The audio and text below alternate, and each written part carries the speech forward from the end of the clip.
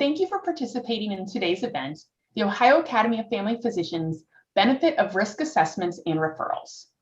I'm Mary Krebs. I'm a family physician and OAFP board member and medical director of primary care at Cohere Health. On behalf of our membership, it is my honor to moderate today's session. According to the American Cancer Society, nearly 44,000 women will die from breast cancer, and more than 4,000 women will die from cervical cancer in the United States in 2021. Many of these deaths can be prevented if breast and cervical cancer screening rates increased among women at risk. And that's what we're going to learn about today. The Ohio Department of Health's Breast and Cervical Cancer Project, BCCP for short, can financially assist those eligible in Ohio in obtaining breast and cervical cancer screening and diagnostic procedures. In addition, their patient navigation system provides guidance in navigating the healthcare system, finding community resources, answering questions about scheduling appointments, using insurance, and more, regardless of eligibility. They're here to help. To provide an opportunity for Ohio's family physicians and their practice teams to learn more about breast and cervical cancer and the BCCP program, OAFP is offering 3 continuing medical education webinars free of charge. If you missed our first session, recommended breast and cervical cancer screenings for female and transgender patients with Dr. Bethany Panchel, be sure to check out the OAFP website. We are offering enduring CME credit for the archived webinar beginning on June 15th. Now for today's session, our speaker is Dr. Shilpa Padia. Dr. Padia received her medical degree from Northeastern Ohio Medical University. She then went on to complete her internship and residency at St. Elizabeth Health Center. Dr. Padia is a fellowship-trained breast surgical oncologist and is board certified by the American Board of Surgery. Her special interests include image-guided breast biopsy, oncology, sentinel lymph node mapping, skin-sparing mastectomy, partial breast brachytherapy, and surveillance of high-risk patients. For today's session, Dr. Padia will discuss National Comprehensive Cancer Network guidelines regarding breast cancer screening, identify high-risk patients for developing breast cancer, and identifying when to refer patients to a specialist. All right, so let's go ahead and get started. Dr. Padia, take it away. Thank you. Thank you very much for having me today. I am extremely passionate about what I do as well as the BCCP program. So thank you for giving me this opportunity today. So like Dr. Krebs said, I will be talking about breast cancer risk and assessment. And a lot of this is going to be also in the purview of when you have patients in your office and some of the questions that they may ask you as well. So first, we'll start with statistics, risk factors, talk about prevention a little bit. Why is it important about being caught early? I do get a lot of questions about density in breast tissue, so I thought we would talk about that. And then the risk assessment, which is family history. And ultimately, when a woman gets diagnosed with breast cancer, there are some myths out there. And I think that this might be a good forum for us to discuss some of those myths, as a lot of these patients come to their primary care physicians after a diagnosis to help them work through the process. So first is, what are the statistics? And Dr. Krebs mentioned this a little bit as well. So 1 in 8 women are diagnosed with breast cancer in their lifetime, even without a significant family history. So what that means is, just by being American, we have a 12% chance. One of the most interesting statistics is that this is for women that are even not born in America. I have a lot of women that I see from all different cultures that hear this and think that, well, I'm not American, I wasn't born here, I am not that risk. But there have been many studies done dating back to the 1980s that actually show that women that have immigrated to America become the risk of an American by being and living here. So this 1 in 8 is for our entire patient population. In 2018, there was an expected 266,000 new cases that were to be diagnosed with an associated 41,000 deaths. One of the things in this next bullet point is, where are these highest rates at? And what's interesting is it ends up being in areas where there are potentially lower socioeconomic statuses. Washington, D.C. is not that, but Louisiana, Ohio, Mississippi, Oklahoma, Alabama has also been listed as one of those states. And then the most common time to develop breast cancer is in the 60s and 70s. I find this most interesting because when I see young women, it's actually very rare for young women to get breast cancer. There are some studies looking at now that the number of women that are diagnosed at a younger age may be increasing, but at the end of the day is extremely rare. So most common time is in the 60s and 70s, which we'll talk about mammograms, et cetera, during that time frame. So the biggest question I get is, am I at risk? And that is where I have wonderful physicians like you that are referring to me for women that they've recognized have a family history. And so this is the question that I'm answering on a daily basis. So what I usually start out with is educating women that 85% of breast cancers are fed by estrogen. So what that means that anything that can increase estrogen in your body can potentially increase your risk of developing breast cancer. So number one is excess body fat. Excess body fat metabolizes estrogen. So one of the biggest risk factors in America is that we have the highest rate of obesity. And so I joke with patients that we have TV shows about 600-pound people, but unfortunately in the world of breast cancer and other cancers, that excess weight is actually a significant risk factor.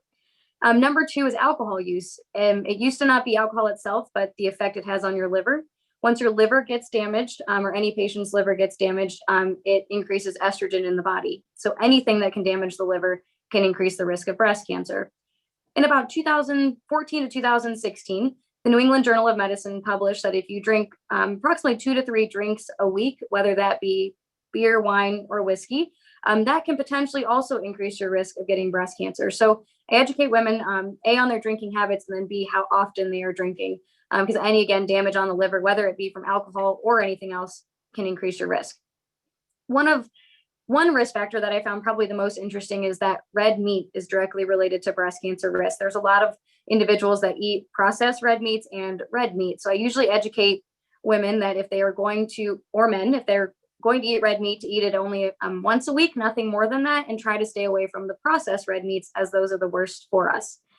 Interestingly, a couple years ago, the American Cancer Society listed that if you have 2 to 3 servings of processed red meat a week, bologna, hot dogs, sausages, bratwurst, that you could be increasing your risk of colon cancer by 18%. So not only is that risk associated with breast cancer, but as well as other cancers. And then lastly, as we all know, tobacco is related to everything under the sun. So these are the risk factors that I speak to patients about.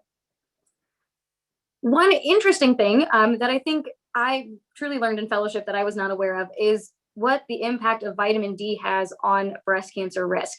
So multiple studies have been done looking at vitamin D levels, number one, and then number two, is there a benefit in an incremental fashion for does a higher vitamin D level mean that you have a higher protection against breast cancer? There was one study that did show that, but what is most important is that having a normal vitamin D level has been reported on multiple occasions to reduce the risk of developing breast cancer anywhere from 11 to 50%. So something I talk to women about, regardless of what their reason for visit, is are you vitamin D deficient, A, and then B, what do we need to do to make sure that you have a normal value? So not only can it help prevent breast cancer from happening, it's actually been proven to improve the overall survival from women that have breast cancer. So again, under the guise of food for thought, there are things that we can do that if this diagnosis ever were to happen in women, what can we do to prevent it from coming back? And it's not just always taking a medicine, but what lifestyle changes can also be done. So vitamin D is one value I always check. Number two is their BMI. And BMI is not always the best way to calculate someone's weight, but this is what has been used from data sets as the most objective way to stratify men and women. And you can see from this that anywhere from a 0.5 to 2.0 increase in normal BMI significantly increases the risk of recurrence. So much so that if you're greater than a 2.0 increase, you're looking at a 50% chance increase in recurrence, which is significantly high when in the world of cancer, we're trying to reduce that risk as much as possible. We all know that exercise is really great for our patients, but unfortunately that's not as easy as it sounds. So I try to talk to women about the numbers behind the benefit of exercise. And probably the one that I like the most is the second bullet point under exercise, which is there's an up to a 40% decrease in mortality just with exercise. And that is only minor to moderate exercise, does not include vigorous exercise. And I feel like sometimes that's a little bit more palatable to patients to at least talk to them about something that seems doable. So this is kind of going back to what we talked about, women coming to America, regardless if they're not born here. There was a study that was recently published that showed that 15% of cancers are caused by viruses, and the cervical cancer is definitely one of them that we know. But the big question is breast cancer potentially also caused by some sort of virus or bacteria? In 2016, the Cleveland Clinic published a paper that showed that when they looked at mastectomy specimens for women that had breast cancer versus women that did not, these were women that had mastectomies for high risk reasons or underwent contralateral prophylactic mastectomy, that there was a certain bacteria that was more prevalent in the cancer breast than it was in the non-cancer breast or in women that had purely prophylactic mastectomy secondary to genetics. It was not a causative study, but it is very interesting to know that we are looking in that direction to determine, are there viruses or even bacteria that can be related? This then goes back to those environmental factors about women that move to America. What is it about America that if you are born and raised somewhere else and you come here, that all of a sudden you become the risk of an American, where if you would have stayed in your home country, you may not have ever developed breast cancer. So just food for thought, other things to think about, that we are looking further into causes of breast cancer so that hopefully we can find a cure. I get this question a lot about prevention of breast cancer, especially when I see women that are at high risk. And so there's a few things to cover when we talk about this. So I just recently in February of 21 graduated from the University of Arizona Integrative Medicine Fellowship. So this is where some of the information I developed and learned through that fellowship. So one is antioxidants. I think we all know that as physicians that antioxidants are very good for our bodies, but we also have this balance of when do you give high doses of antioxidants, when do you even recommend them, especially when we're talking about women with cancer. But again, this is in a preventative manner that we're discussing now. The biggest ones that the most data is around, is turmeric, ginger, green tea, and then resveratrol, which comes from red grapes. We all love wine, so that's wonderful. And then milk thistle. I get a lot of questions about green tea because if you Google antioxidants, green tea comes up as and most women like that, most men like that flavor. The interesting part about green tea is that the studies that showed that there was an improvement in antioxidant levels actually came when you drank 6 glasses of green tea a day at least, which that isn't always feasible. So I would say that green tea is really good if you're able to do it, but it does require higher doses of green tea to get that effect. Medicinal mushrooms are really good for immune boosts. And then I bring up this prevention isoflavones because when we think about soy, which is what this last picture is, soy, we'll talk about in a second too about its risk in breast cancer, but what is important to know is that there are estrogen and anti-estrogen properties in soy. So when we talk about it in terms of prevention, there are many studies to show that Asian women actually may have preventative benefit from eating soy from such a young age because of these anti-estrogen properties. So just some things that I talk to women about. Many studies have not been done about people that have started eating soy later in life. Only studies have been shown from people that started at a young age. But again, soy isn't always as bad as we think it is, especially in terms of prevention of breast cancer and even in breast cancer treatment. So how can breast cancer be caught early? And why is that important? And so this was actually from the Susan G. Komen website last year. And what is most important in cancer is our 5-year survival rate. That's what we look at as when we deal with cancer treatment. And what is most important is that you can see that there is a very small difference between stages 0, 1, and 2. We have come up with great treatment, and women and men are able to survive way past this 5-year survival rate, which is phenomenal. So the reason why it's important to be caught super early is that you're looking at somewhere between a 91 to 100% 5-year survival rate. But when you drop down to a stage 3, that is all of a sudden only about a 75% chance, or 72 as listed here. And then stage 4 has a much more significant drop in 5-year survival rate. So that's why early detection matters the most, because the earlier it is detected, the better the prognosis. So screening mammograms, that is what we use basically right now to be for early detection. I know there's a lot of conflicts out there and people saying different things and different task force that say other recommendations. And I know, I think that in terms of the OAFP, you may follow USPSTF guidelines, which we will talk about too. But at least in my practice, which is what I put up here, I have every year starting at the age of 40 for the average risk woman. As technology has continued to advance, so has mammograms. And so most of you have probably heard of 3D mammograms or tomosynthesis. That is the way that we do mammograms today. It has been a big transition in the country that I think it'd be very rare nowadays for women to just get a digital mammogram, where 3D mammograms are now going to be the standard of care. They do visualize dense breast tissue better. And per their studies, they actually visualize dense breast tissue better by up to 30% when compared to just a digital screening mammogram alone. So this is the new standard.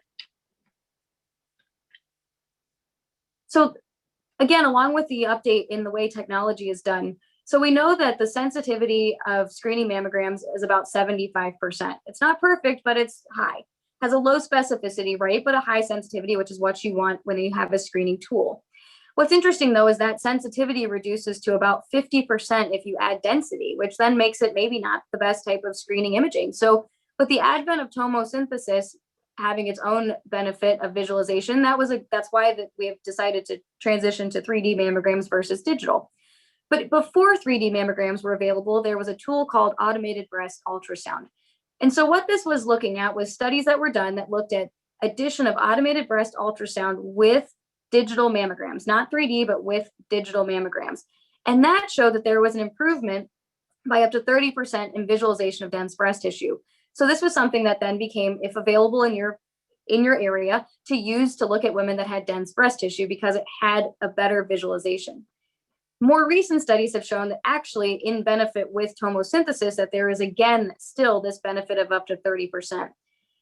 When we first started doing automated breast ultrasound, we only really did it in conjunction with digital mammograms. So when women got 3D mammograms, there was no evidence to support that automated breast ultrasound gave any improvement to a 3D mammogram. But actually more recent studies that have just been published by the American Journal of Radiology show that actually there can be a benefit with 3D mammograms and automated breast ultrasound.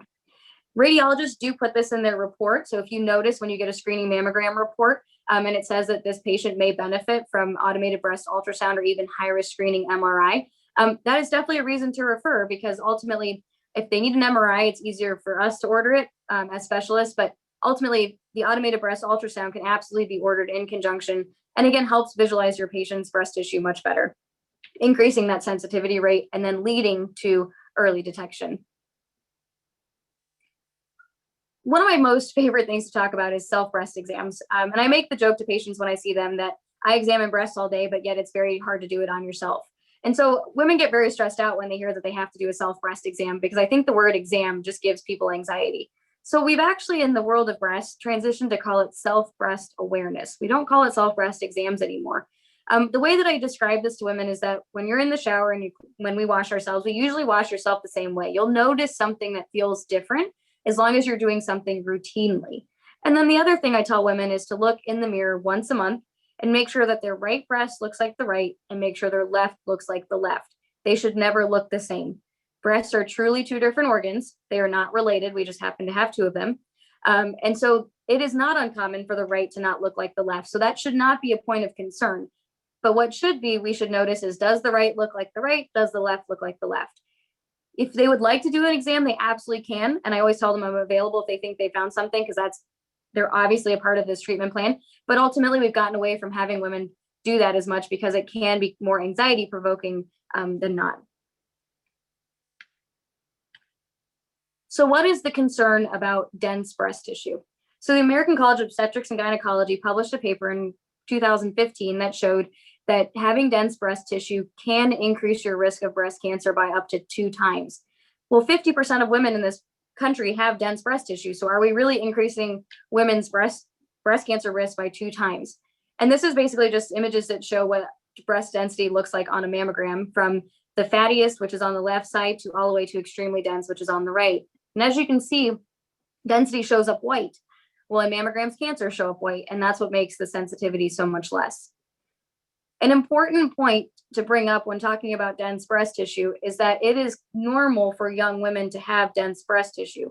Even if they are not breastfeeding, even if they're not childbearing, if we're at an age where a woman could be childbearing, it is not uncommon for breast tissue to be dense. So we have to take that data with a grain of salt. It is important to know that your women have dense breast tissue, especially for screening purposes, but it doesn't actually significantly impact their risk when they're young. But I do get concerned about the 60 or 70-year-old woman that has dense breast tissue when they should not at that age.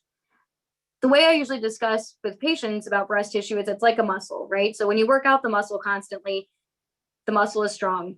And so is the breast tissue. When it's constantly going through having your menstrual cycle, the breast tissue is constantly stimulated. It stays dense so that if it ever needed to produce milk, it has the ability. But once menopause happens and that cycle stops on a routine basis, your breast tissue is no longer being worked out and then ultimately becomes less and less tone or more fatty, just like anything else. And so ultimately, older women, as they're getting older, should start seeing less and less density on their mammograms. But when I see older women that have more dense breast tissue, then yes, those women are the ones that I'm a little bit more concerned that they're at an increased risk because their body did not make the transition of less density as they got older. So again, young women with dense breast tissue, not as concerning. Older women with dense breast tissue, that's when I get a little bit more concerned. It doesn't mean that they require any sort of extra imaging, but it is something to be aware of that they probably are at a slightly increased risk than the average woman because of that residual density after menopause. So next thing about, and what our main point of this is high risk assessment. So how important is family history? And I think we all know this as physicians, but all cancers are important. We have learned through the years that we used to just think it was breast and ovarian cancer that was related, but clearly that's not the case. We know there is a lot more. So all cancers are very important. There are many gene mutations that increase the risk of multiple cancers. Young age at diagnosis, again, like we talked about before, it seems like more young women are getting diagnosed. There are some studies to show that it might be a slight increase, but overall, most common time is in your 60s and 70s. So if you see a patient and they had their mom or grandmother was diagnosed at age 40, that's a red flag. And that's actually one of the NCCN guidelines for genetic counseling. Regardless of family history, if you just have one individual that was diagnosed at less than 45, they automatically qualify to speak to a genetic counselor. And the most easy, the one that I usually recommend is if you have 2 or more family members on the same side of the family with cancer, then that automatically qualifies you by national standards to refer to a genetic counselor. So genetic counseling is important because there are healthcare professionals that know a lot more about genetics than I do, honestly. And so what happens is if you're able to send to genetics, or you can send to a specialist like me, we will then do these computer models and calculate an estimation of what a patient's risk could be. That is what helps us drive management of women, and if we need to determine if they are high risk or not. So when I find someone that is high risk, the question is, what do we do about it? And there are 3 things that we do, and we're going to cover all 3 of these actually in the next slides. So one is, do they qualify for increased imaging? Do we need more than just a mammogram? And for example, by adding an MRI. Number 2, chemo prevention. There actually is a role for giving medication to women to help prevent breast cancer from coming back by anywhere between 50 to 86%. So who qualifies to take a pill to help prevent breast cancer from starting? And then C, do you need surgical prophylaxis? Is your risk high enough that there is a survival benefit with removing the breast tissue? My most famous example that I tell everyone is Angelina Jolie, and then you can see Christina Applegate that's in the bottom of this picture. So those 2 women, both of them have BRCA gene mutations. And so they have a significantly increased risk of getting breast cancer. And when they both knew about this and dealt with this at different times, but each of them have written articles, done news interviews. We all know the Time magazine articles that Angelina Jolie wrote. And the pendulum really does swing with women. When Angelina Jolie came out, there were so many people that assessed their family history, spoke to their physicians to find out if they were like her. And so one of the things that I love about these 2 women is that they've never hidden the mutation that they have, especially being in a business where having breasts is probably really important, and both of them have actually had their breasts removed. So it's a pretty cool thing. If you have time to read their Angelina Jolie's, Time magazine article, she did 2 4 years apart, one in 14 and one in 18, about her breast cancer removal, and then one of her ovarian removal. They're very well written. So how do we determine if someone is high risk? So there's things that we need to look at. Number 1 is, what is their estimated lifetime risk of developing breast cancer? And we'll go into this Tyrer-Cuzick model in just a second. And then the most common one that most people know about is the Gale model. And that's the really simple one, which we'll go over too. It's 5 questions and helps estimate a woman's risk for getting breast cancer. Each one of these models is used for different reasons. So the Tyrer-Cuzick model is used, to determine if a woman needs extra imaging, such as an MRI. The Gale model looks at a more immediate risk. What is that woman's 5-year risk for developing breast cancer? And if it is higher than a certain level per NCCN guidelines, then they qualify for chemo prevention.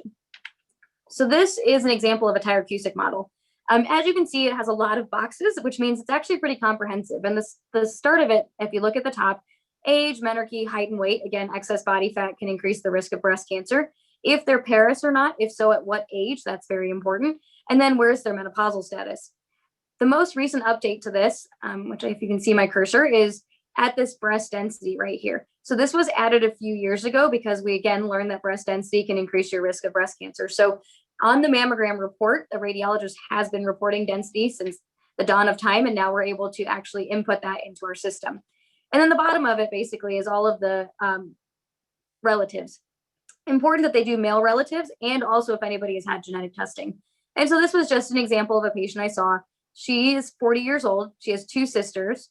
Her mom was diagnosed with breast cancer, shaded in black at 55, her father, and then her grandparents. It is important to know that when you're calculating these, the number of aunts is also important. The pertinent negatives are just as important as the pertinent positives. This woman, for example, though, her mom didn't have any sisters and her father didn't have any sisters. But that is also important because if her mom had 5 sisters and none of the 5 sisters had breast cancer, well, then that risk is actually probably a little less than if every single sister had breast cancer. So what it does is it comes up with this report, and it says, here's all the information that we entered about her estrogen risk factors, age, menarche, etc. And then here's the information about lifetime risk. And so that's what we're looking at, is what is the lifetime risk of developing breast cancer? And like that previous slide showed, anyone greater than 20% is considered to be at high risk. So this woman would be considered to be high risk because her mother was diagnosed at breast cancer at 55, along with the other risk factors. Probably most importantly, that she had denser breast tissue and she has not had children yet. These are 2 significant risk factors according to this model. So if we talk about lifetime risk of developing breast cancer of greater than 20%, here is the path that we go down in terms of screening. And so we do a clinical breast exam, which is labeled here as a CBE, and we do continue to do mammograms every year, but we stagger breast MRIs. So for example, if we were in May, I would see a woman, she would get her clinical breast exam, she would get her mammogram now. In November, she would then get her MRI, next May, her mammogram, and then MRI again in November of 22. So we were able to do 1 test every year, but we stagger it so that they are getting a test every 6 months. And then along with that is a clinical breast exam. There is a form of breast cancer that does not show up well on traditional imaging, such as a mammogram and ultrasound, but is able to be identified on physical exam, and that is a lobular cancer. So the reason why the clinical breast exam is written is that imaging is really only 50%. If you have a patient that has a negative mammogram, that's great, but an exam really needs to be done because there is the second most common type of cancer that does not show up well on imaging, but can be detected by physical exam. And so I get this question a lot of, well, how did you determine that it was an MRI and a mammogram? And multiple studies have been done. And basically what it showed is that the sensitivity of mammogram and MRI is up to 100%, which is what we want, even in women with dense breast tissue, because MRIs are able to visualize breast tissue better, even in the dense setting. And so ultimately that's where the combination came from. And that was published in the Journal of Clinical Oncology. So the second model is the Gale model. And this is the one that most people know about. And it's, you just type in Gale model in Google and it comes up. And it's that 5 to 8 questions about a patient's history. And this basically tells you what their 5-year risk of developing breast cancer is. And again, this is the same woman. And if the NCCN guidelines state that if your 5-year risk is greater than 1.7%, you qualify for chemo prevention. So this woman's 5-year risk was 2.5. And so it is something that we discussed about potentially reducing your risk of breast cancer. In women that have a Gale model 5-year risk greater than 1.7%, there is a 49% reduction in developing breast cancer. And that does, for some women, that number does speak to them. So the main reason that I brought this up was actually in 2019, the USPSTF sent out recommendations in the Annals of Internal Medicine that family practice physicians and internal medicine physicians should consider prescribing tamoxifen to their patients for chemo prevention. So I've met a lot of primary cares that do this, but I've also met some that are a little uncomfortable prescribing tamoxifen because it does require follow-up because of side effects, et cetera. And that's when I say, if you're uncomfortable with it, absolutely send a person that does it routinely. But I bring this up as something that if you see a patient that has a significant family history, ultimately it is very simple to Google that, determine if they need chemo prevention.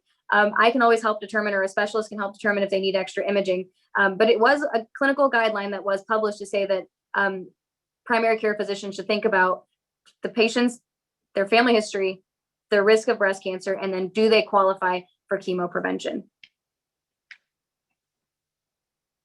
So before I get into myths, I would say if there's ever a suspicion of a patient, if you look at their family history, something just seems a little off, please send it to a specialist. There is never an inappropriate referral. We would rather make sure that those patients get evaluated. And I am more than happy on a daily basis to tell women that I'm so happy you're here, but in a good way, I never need to see you again. And that makes them feel better too, that they've been assessed completely. So number one, I would say if you see a family history, that's really important. Definitely send it. Number two, if you feel comfortable doing chemo prevention, again, easy Google, just go to Gale model, enter the data. It'll show, it's pretty straightforward. It'll show if their risk is greater than 1.7%. And then it's prescribed tamoxifen for 5 years. And it is listed under the NCCN guidelines, which are easy to find online as well. So I wanted to at least talk about myths a little bit because I get these questions a lot. And I think it's important for, especially family physicians. I trust my family physician with my life. I've known her since I was 6 years old. And even though I'm a physician, I go to her for everything. And I sometimes feel like I forget the things that I know because it's applying to me and not someone else. So I just wanted to go over these in case you have patients that come to you. And that way, when they come to you, you can have some accurate information. So true or false, eating soy increases the risk of breast cancer. We went over this a little bit, but just to review, this is false. Sorry, one more. Absolutely false. If a patient were to eat kilos and kilos of soy, there is a potential that it might potentially increase your risk, but it is very, very rare. Again, there are estrogen and anti-estrogen properties of soy, so it definitely does not increase the risk of breast cancer. And then the next question I get is, can I eat soy after the diagnosis of breast cancer? And the same answer is yes, you can. Soy is safe. Again, if you were eating kilos and kilos of soy, that might have enough estrogen activity, but having soy, even on a daily basis, as long as you're having appropriate serving sizes, is never going to increase the risk of breast cancer. The second one I get a lot is antiperspirants increase the risk of breast cancer. And that is false. This was done because there was thought that aluminum-based deodorants, which are the ones that are used for clinical antiperspirants, the one where we have people with hyperhidrosis, that could potentially cause it, but that was studied again and noted to not increase the risk of breast cancer. So antiperspirants are safe. One of my most favorite ones is that mammograms cause cancer, and the answer is no, they do not. Mammograms do require a form of radiation, but it is less radiation than when traveling from here to Washington, D.C. So if people are comfortable flying, then they're absolutely should be fine getting a mammogram once a year. No breast cancer has ever been reported by a mammogram. So this is probably one of my more interesting true and false is mammograms do not prevent breast cancer. And that is true. They do not prevent it. Women, I have a lot of women that come to the office and said, well, I kept getting it every year. How come it came this year? And it's not, again, not that mammograms prevent it. Mammograms are used to help detect breast cancer at an early stage. So I usually describe it to women and men that have had mammograms that mammograms don't find cancer. What they find are very subtle changes in your breast tissue. That is why mammograms are recommended every year, because we are not the same person that we were 10 years ago, let alone the year before. And our breast tissue isn't the same either. And so we need to find a way to monitor breast tissue to find those very subtle changes. So if a subtle change is identified, a radiologist knows to flag that, look at it closer, and ensure that that change is not due to something such as malignancy. And again, like we just talked about, mammograms detect breast cancer early and reduce breast cancer mortality by up to 30%. So breast cancer can spread from one breast to another. This is false. Breast cancer is truly two different organs. Getting in one breast actually does not increase your risk of getting it in the other. They are truly separate. Like we talked about from a surgical prophylactic standpoint, there is no survival benefit with contralateral prophylactic mastectomy unless there is an underlying genetic mutation. So a lot of women always ask me, well, how come people get both their breasts removed? And my honest answer is out of fear, because they weren't educated that they're actually two completely different organs.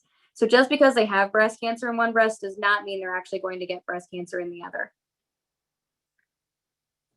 In terms of surgery options for breast cancer, I will live longer by having a mastectomy. This is false. This is one of the largest NSABP trials that showed that a lumpectomy with radiation had the same survival in terms of a mastectomy. So that's the same thing I usually tell women. This is a very personal decision. Whatever surgery you want is completely fine, but ultimately know that they are both equal in terms of survival. And so having one doesn't actually mean that it's better than the other. Interesting, 3 to 5% of breast tissue is left behind on a microscopic level after a mastectomy. So I have a lot of women that say, well, I just want a mastectomy because it's just going to reduce I'm never going to get this back again. And that answer actually isn't true. There is still a chance of that residual microscopic breast tissue. So even if I perform bilateral mastectomies on women, I still see them on a yearly basis to do chest wall exams because of that potential residual 3 to 5%. I do joke with them and tell them that it's kind of like warding off the evil spirits. If I get to examine you, I know nothing will happen.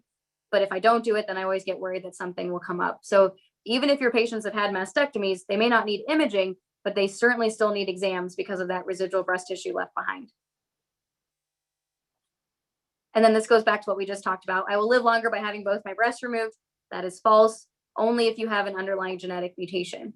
So what is the risk of getting a contralateral breast cancer? It's 0.7% per year, and this is in the average risk person.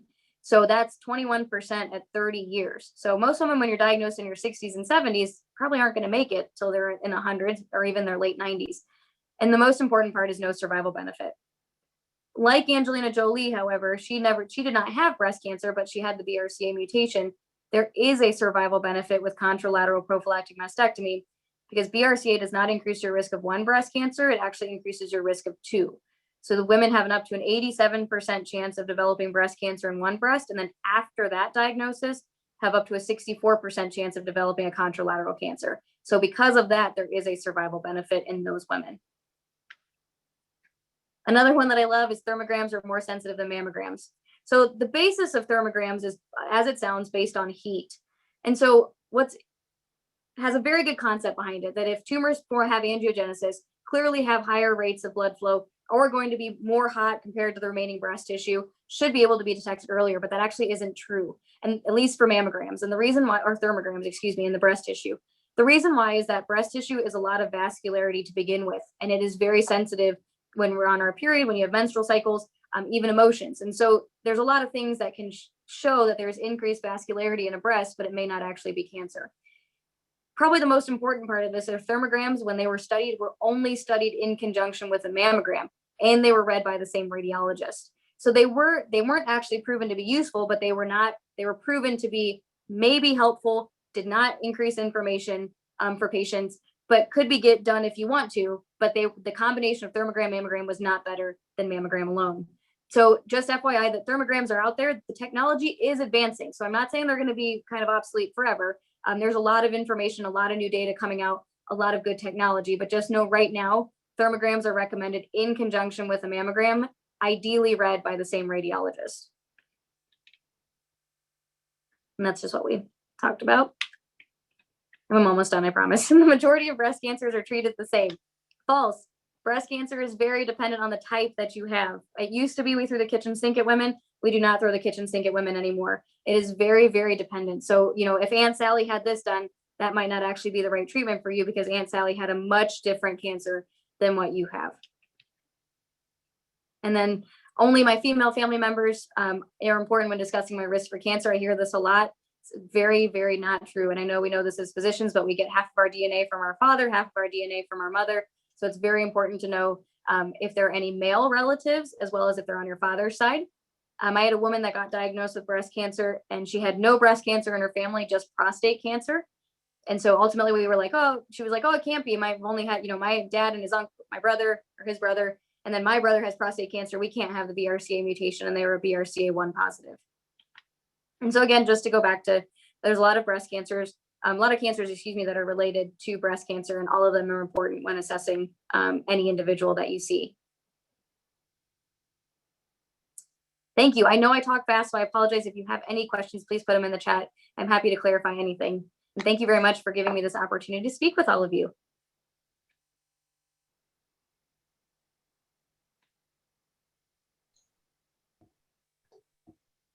Well, thank you, Dr. Padia. That was very helpful and informative, and should help us all take better care of patients. So thank you so much.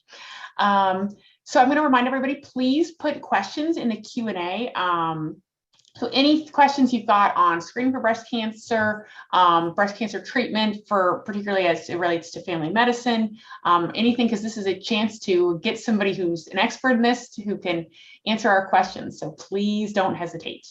So I got one of my own. So Dr. Padia, like if I'm sending you a referral of a patient who's high risk that I'm worried about, is there anything I can do to help make that referral as efficient as possible? Kind of prep the patient well?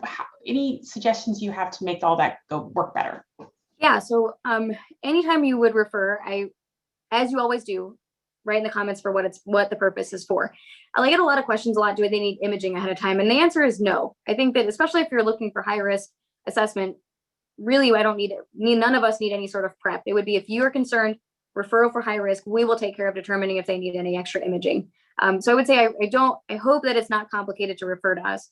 High risk, it's interesting because as physicians, when we look at levels of acuity, in our minds, a woman with cancer has a higher priority than women that are just high risk. But that's not really what the patient feels. And so one thing I would tell you for sure is that as specialists in breast cancer, we understand that this can cause them anxiety. So no matter what they are, they will be scheduled quickly, regardless of what you're referring for, because although from our standpoint, it may not sound as acute, it absolutely is in their mind. So make sure they get on the right track.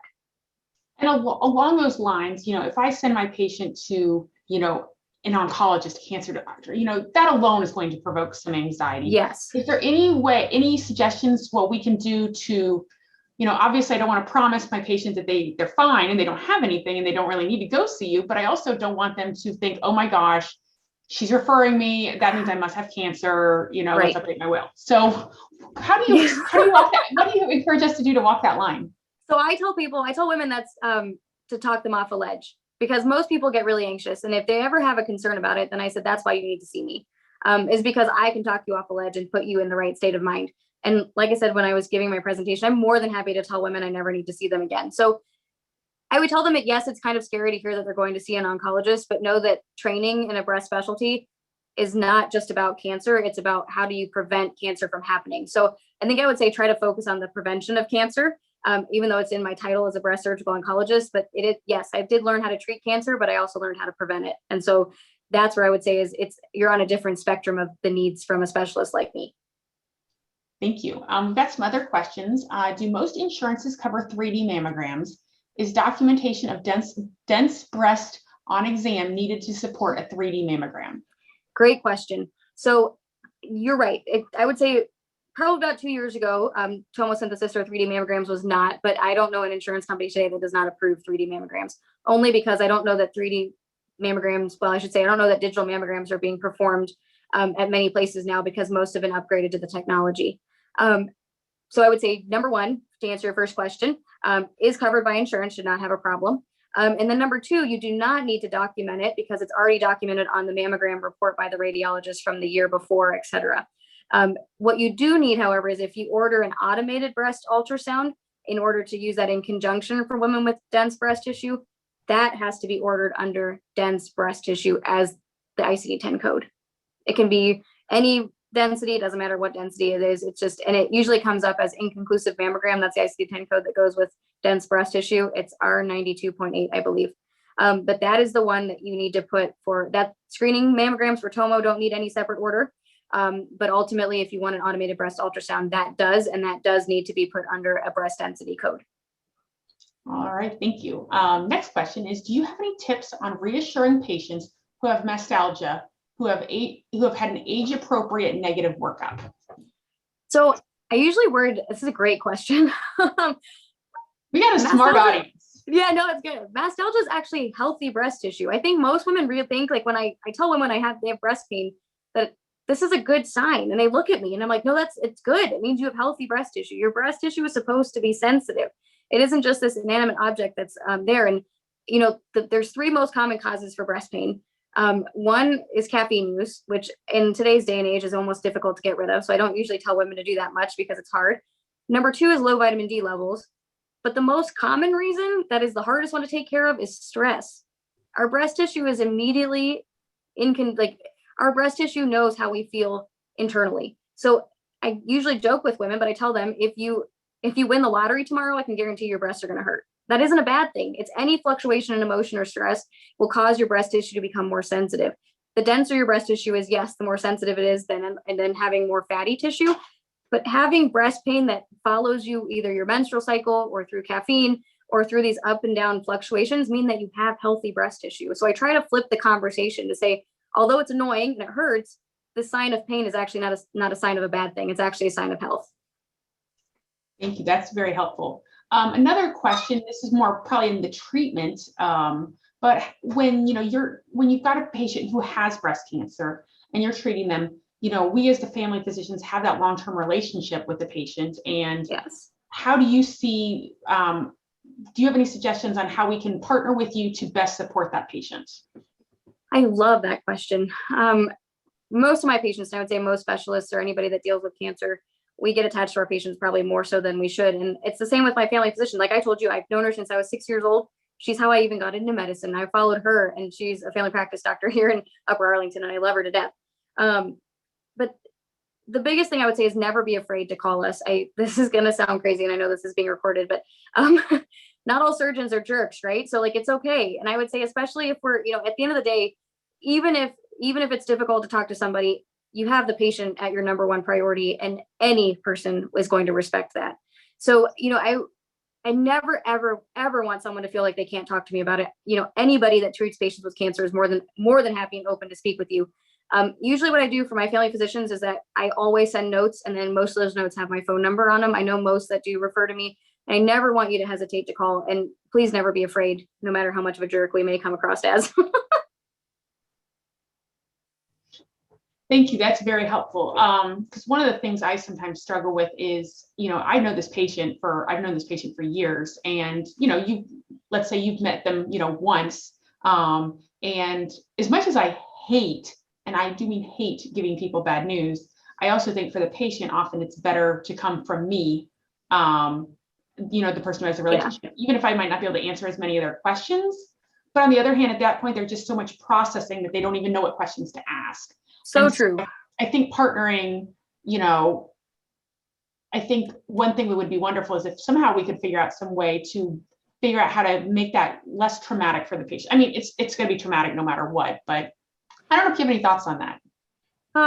So that's why, I think this is, I guess I think Ohio State's this way too, but I would say most of our systems, Ohio Health, Ohio State, and Mount Carmel, the way that it works, at least here, if you need a biopsy, is that you see a surgeon first, and then we see them. And the point of that is to create a relationship a little bit, because you're right, they've only met us once.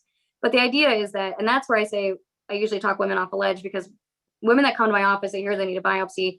Just like you mentioned before, the world is coming to an end. Like, that's it. Why do I have to see a surgeon? I don't even know if this biopsy is cancer. You obviously think it's cancer. Otherwise, you wouldn't have me see this person. And so my first thing usually when I walk in is to say, like, I know it sounds scary, but please understand, like, the reason why you're seeing me is so that I can talk to you off the ledge, because I know what I'm looking at. But you're right. I think I have a relationship with most of the primary cares that refer to me since I've been around Columbus for the last 6 years.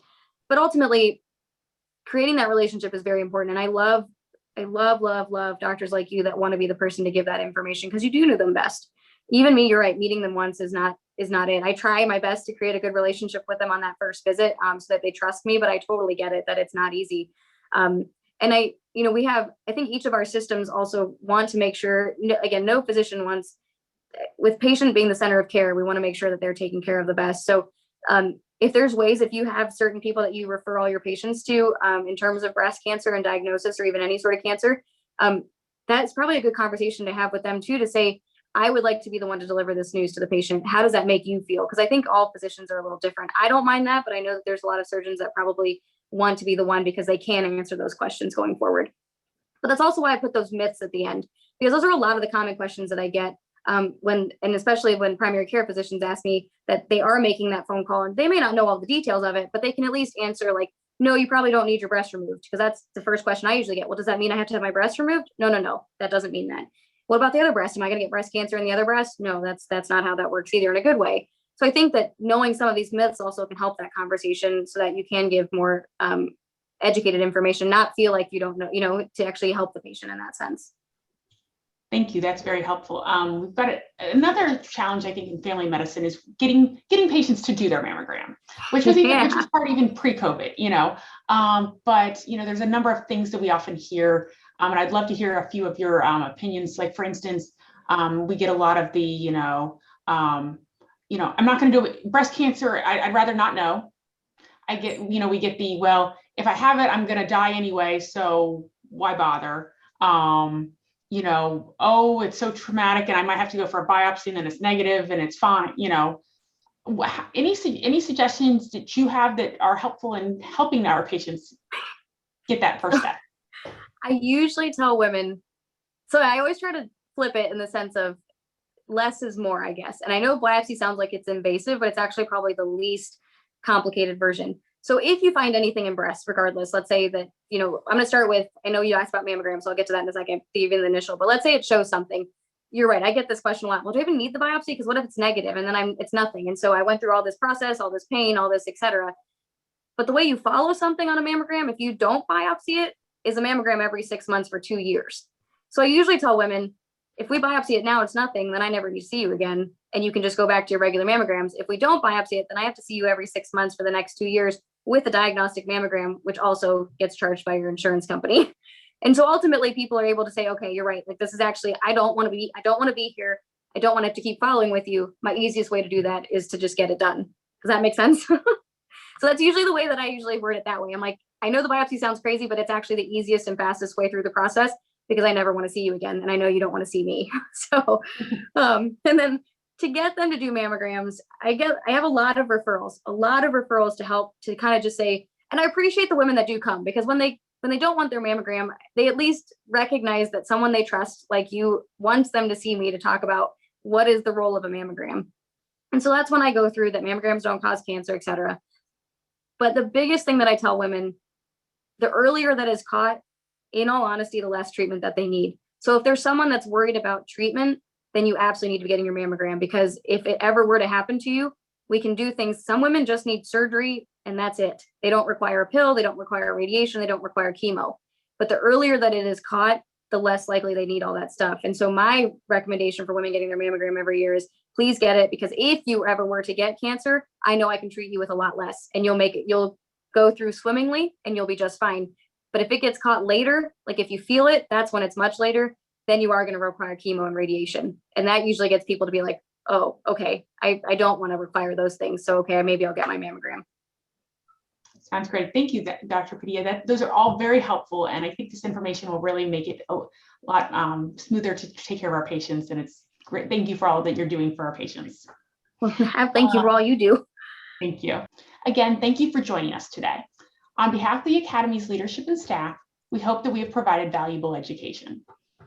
Thank you for all that you do for your patients to improve health in your communities. Please keep up the passion and dedicated work.